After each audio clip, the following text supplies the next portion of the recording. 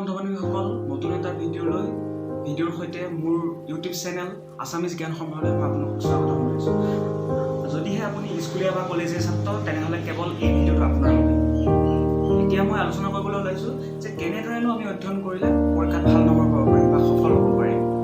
প্ৰথম কথাটো হৈছে কি, আপুনি যদি যিখিনি কথা শিকিছে কিতাপৰ পৰা সেই শিকাখিনি যদি ব্যৱহাৰিকভাৱে প্ৰয়োগ কৰা হয় তেতিয়াহ'লে সেইটো আপোনাৰ মগজুত সেই কথাখিনি স্থায়ীভাৱে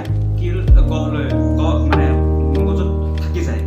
প্ৰথম কথা, আপুনি যিখিনি শিকিছে সেইখিনি কথা প্ৰয়োগ কৰক, আপোনাৰ ব্যৱহাৰিক জীৱনত প্ৰয়োগ কৰক। যে এনেকুৱা নহয় যে শিকি পেলাই থৈ দিছে, থৈ পেলাই কোনো ধৰণৰ তাৰ ব্যৱহাৰ নাই, তেনেকুৱা নকৰিব। যে শিকা কথাখিনি প্ৰথম কথা প্ৰয়োগ কৰক। দ্বিতীয় কথাটো হৈছে কি, আপুনি আনক শিকাওক।